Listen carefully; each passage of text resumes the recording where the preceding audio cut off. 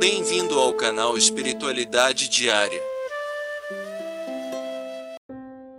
Afinal, como superar a perda de um ente querido? Depoimento de um irmão que passou por isso. Eu tinha 13 anos. Estava na 7ª série do ensino fundamental.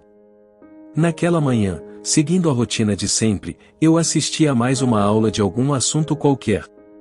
De repente, a rotina foi quebrada. Fui chamado na porta da sala de aula para me dirigir à sala da diretoria. Sem entender, cheguei à sala e vi meu irmão menor junto com meus pais. Nesse momento recebi a notícia de meu avô materno havia falecido.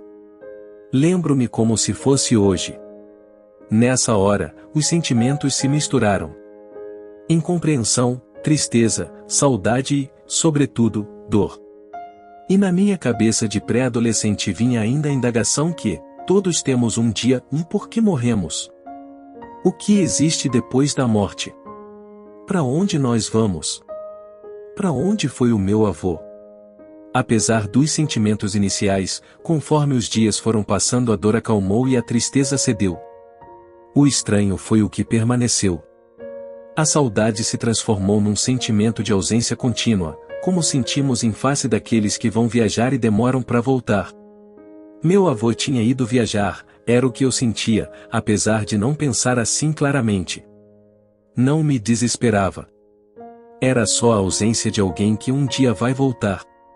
Era assim que eu sentia, de forma muito forte e intensa.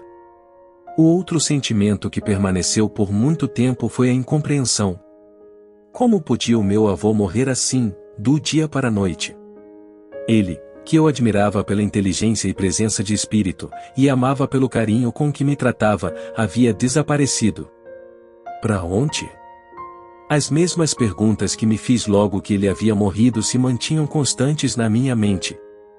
E tudo isso ficou sem resposta por muito tempo.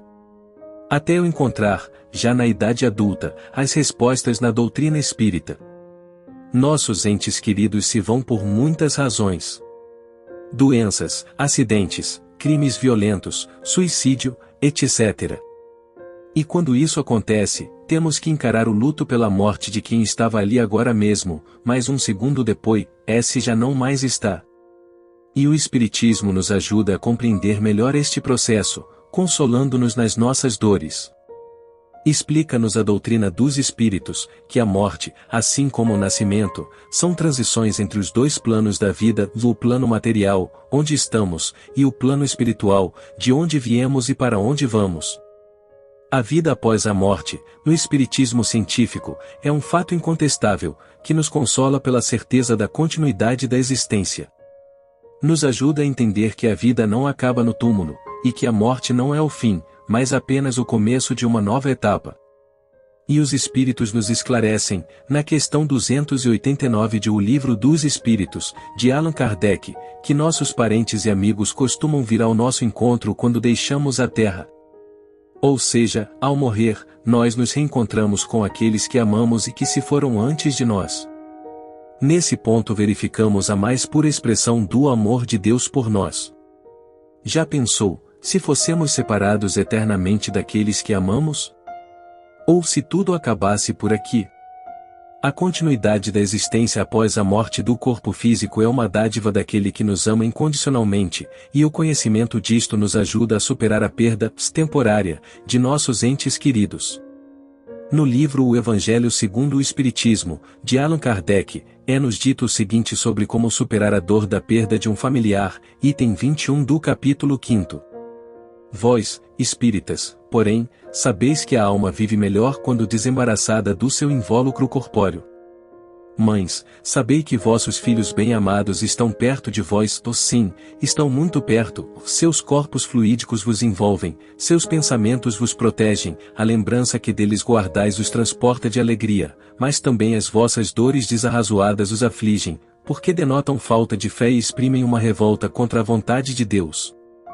Dessa forma, a assimilação dos conhecimentos espíritos nos ajuda a entender a transitoriedade da vida material, nos fortalecendo para superar a saudade daqueles que partiram antes de nós, mas que não desapareceram para sempre. Essa é a consolação que o Espiritismo nos concede.